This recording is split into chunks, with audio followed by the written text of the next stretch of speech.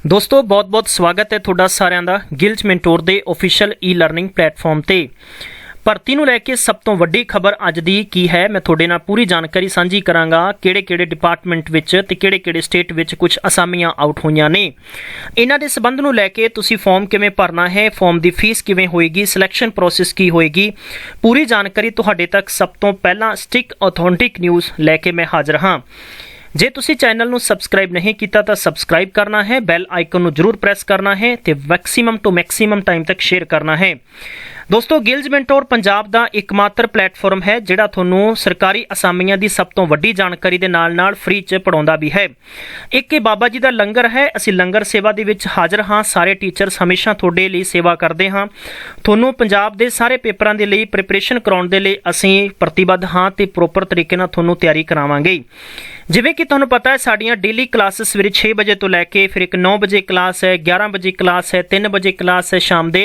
ਇੱਕ 6 ਵਜੇ class alternate ਹੈ ਔਰ ਸ਼ਾਮ ਦੇ 8:30 ਵਜੇ ਧਮਾਕੇਦਾਰ ਪਟਵਾਰੀ ਦੀ ਮੈਂਸ਼ੂਰੇਸ਼ਨ ਕਲਾਸ ਹੁੰਦੀ ਹੈ ਇਹਨਾਂ ਕਲਾਸਾਂ ਦਾ ਲਾਹਾ ਖੱਟਣ ਦੇ ਲਈ ਤੁਸੀਂ ਘਰ ਬੈਠਿਆਂ ਅੱਛੇ ਲੈਵਲ ਦੀ ਪ੍ਰੀਪਰੇਸ਼ਨ ਕਰ ਸਕਦੇ ਹੋ ਜਾਂ ਤੁਸੀਂ ਕੋਈ ਸਪੈਸ਼ਲ ਕੋਰਸ ਜੁਆਇਨ ਕਰਨਾ ਚਾਹੁੰਦੇ ਹੋ ਜਿਸ ਕਿ ਤੁਹਾਨੂੰ ਲਗਭਗ ਟੈਸਟ ਸੀਰੀਜ਼ ਵੀ ਮਿਲ ਜਾਵੇ ਨਾਲ ਤੁਹਾਨੂੰ ਸਟੱਡੀ ਨੋਟਸ ਵੀ ਮਿਲ ਜਾਣ बुक्स भी मिल जान ते नाल ਉਹਦੇ ਤੁਹਾਨੂੰ ਤੁਹਾਡੇ ਡਾਊਟ ਹੈ ਡਾਊਟ ਕਲੀਅਰਿੰਗ ਸੈਸ਼ਨ ਵੀ ਮਿਲ ਜਾਣ ਤੇ ਡੇਲੀ ਪ੍ਰੈਕਟਿਸ ਸੈੱਟ ਵੀ ਮਿਲ ਜਾਣ ਇਸ ਲਈ ਤੁਸੀਂ ਸਾਡੀ ਐਪ ਡਾਊਨਲੋਡ ਕਰ ਲਓ ਜਿਹਦੀ ਜਾਣਕਾਰੀ ਇਸ ਵੀਡੀਓ ਦੇ ਡਿਸਕ੍ਰਿਪਸ਼ਨ 'ਚ ਲਿੰਕ ਦੇ ਰੱਖਿਆ ਹੈ ਜਾਂ ਤੁਸੀਂ ਪਲੇ ਸਟੋਰ 'ਚ ਜਾ ਕੇ ਗਿਲਜ ਮੈਂਟੋਰ ਸਰਚ ਕਰੋਗੇ ਤਾਂ ਤੁਹਾਨੂੰ ਸਾਡੀ ਐਪ ਮਿਲ ਜਾਏਗੀ ਤੁਸੀਂ ਉਹ ਐਪ ਇੰਸਟਾਲ ਕਰਕੇ ਤੁਸੀਂ ਸਾਡੇ ਕੋਰਸ ਦੇ ਵਿੱਚ ਪਾਰਟਿਸਿਪੇਟ ਕਰ ਸਕਦੇ ਹੋ ਇਨਰੋਲ ਕਰ ਸਕਦੇ ਹੋ ਜਿੱਥੇ ਤੁਹਾਨੂੰ ਰੈਗੂਲਰਲੀ ਸਾਡੇ ਬੈਸਟ ਪੰਜਾਬ ਦੇ ਟੌਪ 15 ਟੀਚਰ ਹਰ ਇੱਕ ਕੋਰਸ ਨੂੰ ਧਮਾਕੇਦਾਰ ਤਰੀਕੇ ਨਾਲ ਤਿਆਰੀ ਕਰਾ ਰਹੇ ਨੇ मैं ਤੁਹਾਨੂੰ ਲੈ ਕੇ ਚੱਲਦਾ ਸਿਲਸਿਲੇਵਾਰ 1 ਬਾਈ 1 ਨੋਟੀਫਿਕੇਸ਼ਨ ਤੇ ਤਾਂ ਪਲੀਜ਼ ਤੁਹਾਨੂੰ ਗੁਜ਼ਾਰਿਸ਼ ਹੈ ਇਸ ਨੂੰ ਰੱਜ ਕੇ ਸ਼ੇਅਰ ਕਰ ਦਿਓ ਅਸੀਂ ਜਿੱਦਾਂ ਤੁਹਾਡੇ ਤੱਕ ਸੇਵਾ ਲੈ ਕੇ ਆਉਨੇ ਆ ਪਲੀਜ਼ ਤੁਸੀਂ ਵੀ ਇਸ ਨੂੰ ਜ਼ਰੂਰ ਅੱਗੇ ਸ਼ੇਅਰ ਕਰਿਆ ਕਰੋ ਤਾਂ ਕਿ ਟੀਚਰਸ ਨੂੰ ਮੋਟੀਵੇਟ ਮਿਲੇ ਔਰ ਮੈਂ ਤੁਹਾਡੇ ਤੱਕ ਇਦਾਂ ਦੀ ਬ੍ਰੇਕਿੰਗ ਨਿਊਜ਼ ਲੈ ਕੇ ਬਾਰ-ਬਾਰ ਆਂਦਾ ਰਵਾਂ सब तो वड्डी खबर मैं लेके थोड़े तक हाजिर हाँ कि IBPS मीनस institute of banking personal selection they which recruitments out हुई ने इन्हां दे विच कुछ इत्थे वड्डे स्तर दीयां भर्तियां आउट कीतियां गईयां जिवें कि गल करदे हां सब तो पहली प्रोफैसर है दूसरी एसोसीएटेड प्रोफैसर है तीसरी असिस्टेंट प्रोफैसर है फिर यानी जो फैकल्टी रिसर्च एसोसीएट है फिर इस तो बाद है रिसर्च एसोसीएट की पोस्ट है फिर इस तो बाद गल करते हैं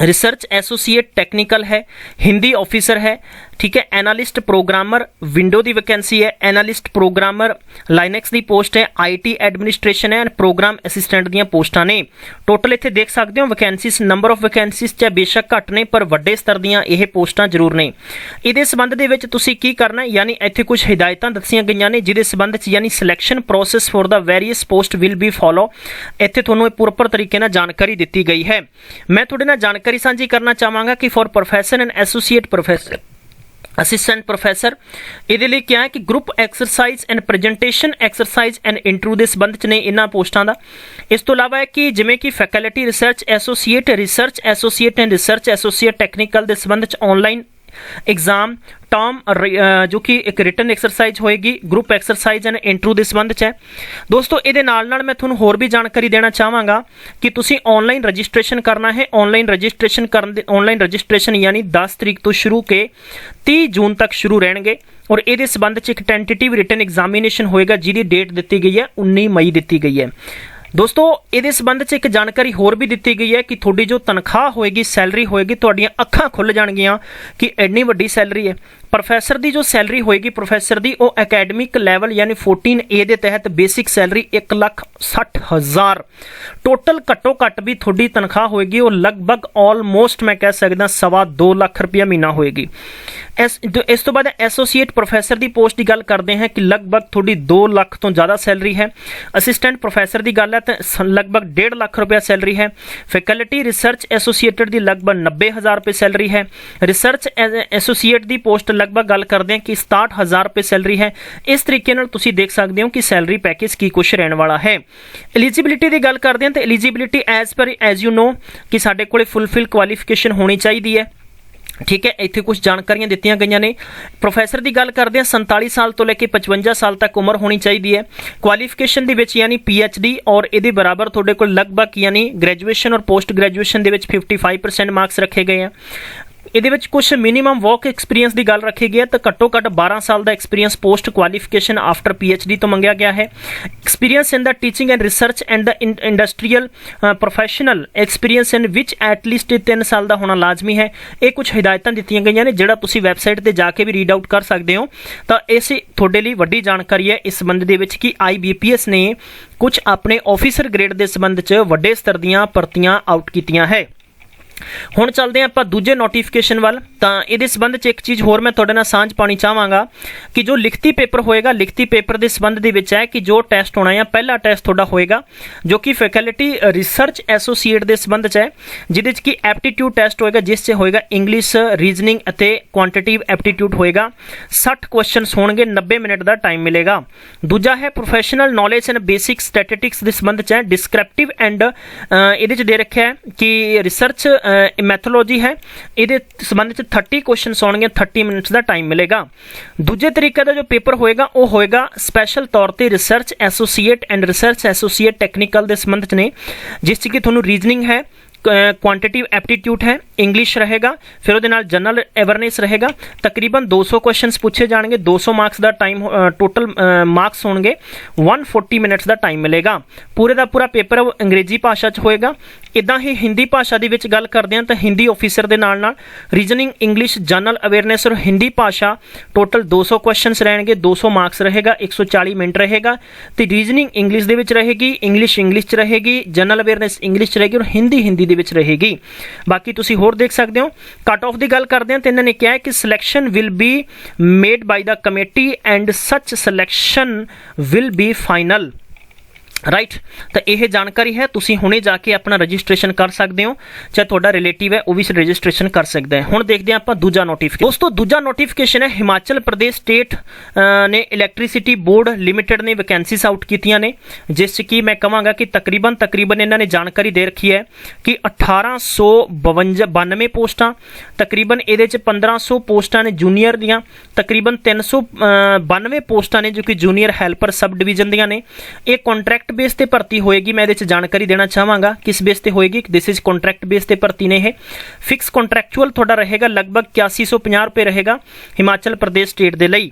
ਇਹਦੇ ਸੰਬੰਧ ਚ ਕੁਝ ਜਾਣਕਾਰੀਆਂ ਨੇ ਮੈਂ ਤੁਹਾਡੇ ਨਾਲ ਸਾਂਝੀਆਂ ਕਰ ਦੇਣਾ ਚਾਹਾਂਗਾ ਕਿ ਪ੍ਰੋਪਰ ਤਰੀਕੇ ਨਾਲ ਕੀ ਜਾਣਕਾਰੀ ਦਿੱਤੀ ਹੈ ਇਹਨਾਂ ਨੇ ਇੱਥੇ ਪ੍ਰੋਪਰ ਤਰੀਕੇ ਨਾਲ ਇਹ ਵੀ ਜਾਣਕਾਰੀ ਤੁਹਾਨੂੰ ਦਿੱਤੀ ਹੈ। ਤੁਸੀਂ ਆਪਣਾ ਐਪਲੀਕੇਸ਼ਨ ਫਾਰਮ ਹੈ ਬਾਈ ਪੋਸਟ ਦੇ ਰਾਹੀਂ ਸਬਮਿਟ ਕਰਨਾ ਹੈ।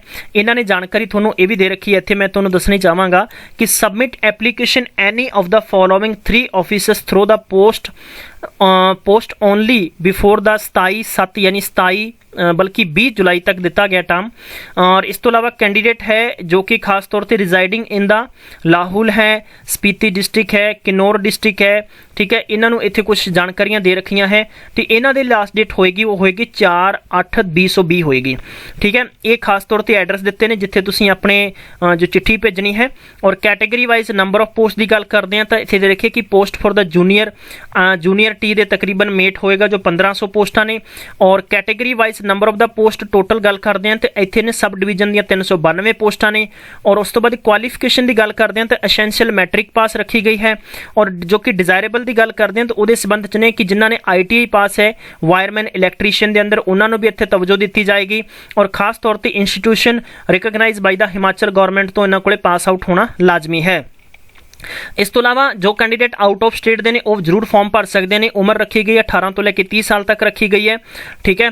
और जो कि मोड ऑफ सिलेक्शन की गल करते हैं तो 100 नंबर का एक इत्थे पेपर रखा गया है। उन्होंने किस तरीके नाल है marks obtain in the matric will be awarded to the जो कि मैट्रिक बेस ते 60 मार्क्स रखे गए हैं।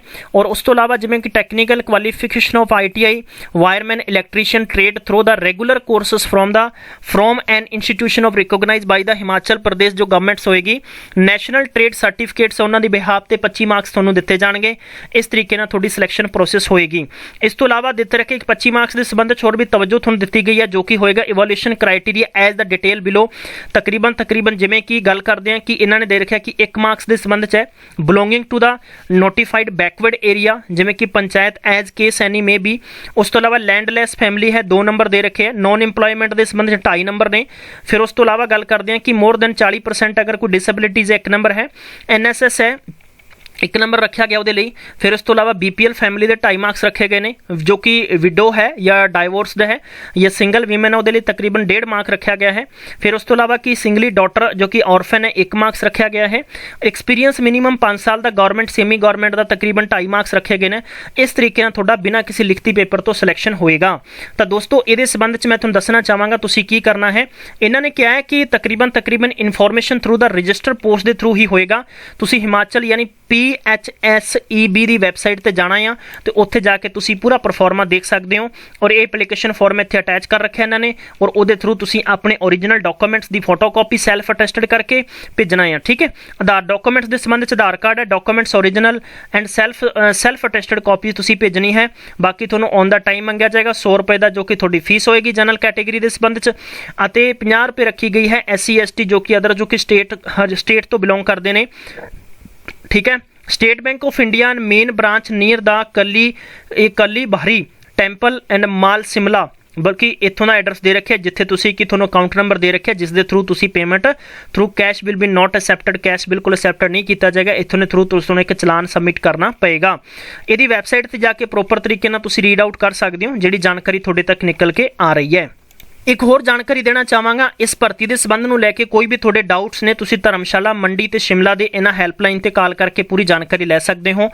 राइट, तो अगलियां पोस्टां ने जो कि है अपने कोल विज्ञान प्रसार दे विच पोस्टां आउट होईयां ने, जिथे मैं दसना चाहांगा कि लगभग इत्थे सब तो पहलियां प्रोजैक्ट कंसलटेंट प्रोडक्शन के संबंध च ने, जिहदी सैलरी 1,20,000 तो लैके 1.5 लाख रुपए तक रखी गई है। Graduate degree in the recognise university तो होने चाहिए हैं। PG diploma relevant to the mass communication है। ठीक है, वो कैंडीडेट्स पढ़ सकते हैं। उम्र है उन्होंने रखा कि बिलो 60 साल तो होनी चाहिए, घट्टो घट्ट एटलीस्ट 15 साल का तजर्बा होना लाजमी है। प्रोजैक्ट मैनेजर की एक पोस्ट ने 80,000 तो लैके 1 लाख रुपए तक की सैलरी रखी गई है, और जिहदे संबंध च तुहाडे कोले ग्रेजुएशन डिग्री दे नाल यानी PG diploma equivalent to the mass communication होना लाजमी है। 8 साल का तजर्बा मंगया गया है।